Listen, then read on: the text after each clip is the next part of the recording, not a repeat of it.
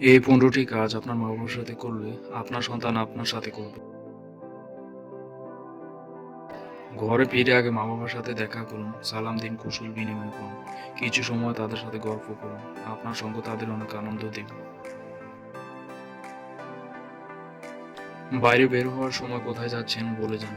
কিছু আনতে হবে কিনা বা বিশেষ কিছু খেতে ইচ্ছে করছে কিনা জিজ্ঞেস করুন। সুযোগ থাকলে কিছু একটা নিয়ে আসুন, না চাইতে পাওয়ায় তারা অনেক খুশি হবেন।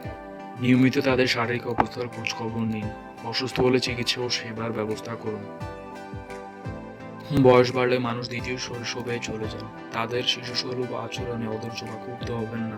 এ সময় তাদের সাথে আরো সহনশীল ও সমমনী হন।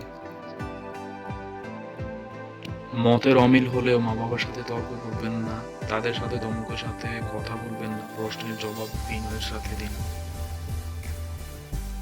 খাবার টেবিলে তাদের সাথে নিয়ে বসুন। সবার আগে তাদের প্লেটে খাবার উঠিয়ে দিন। ঘুমানোর সময় আগে তাদের ঘুমানোর ব্যবস্থা করে দিন। তারপর নিজেরা ঘুমাতে যান। বড় কোনো সিদ্ধান্ত নেওয়ার আগে মা-বাবাকে জানান। তাদের পরামর্শ ও দোয়া নিন।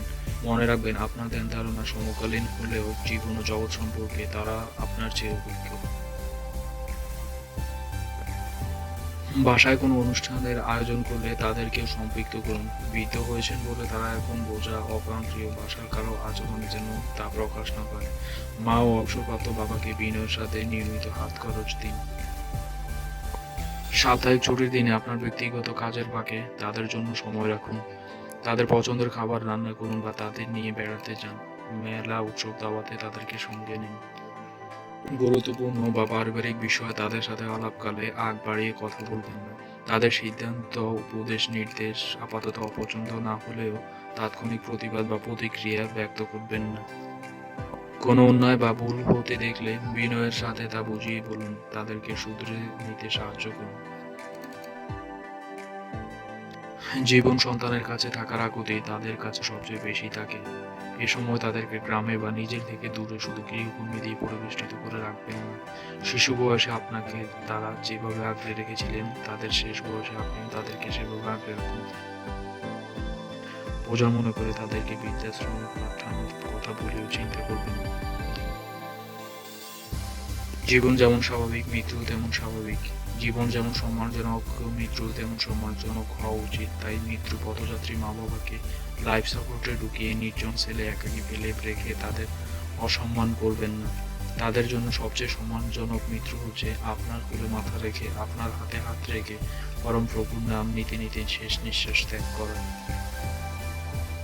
মা-বাবা পৃথিবী থেকে বিদায় নিয়ে গেলে তাদের মাগফিরাত বা অনন্ত শান্তি কামনা করে সৎকর্মে অংশ নিন। সাধ্যমতো দান করুন। সামর্থ্য থাকলে তাদের নামে একজন এতিমকে আলোকিত মানুষ হিসেবে করার দায়িত্ব নিন। পারলৌকিক মুক্তির নিমিত্তে আল কুরআন বাংলা মর্মবাণী বিতরণ করুন। আপনার বেড়ে ওঠা মা-বাবার অবদান কৃতজ্ঞ চিত্তে স্মরণ করুন। আর সন্তান হিসেবে মনে রাখুন, মায়ের পায়ের নিচে আপনার বেহেশত। বয়োবৃদ্ধ মা-বাবার যত্ন নিন। বার্ধক্য আপনিও যত্নে থাকবেন।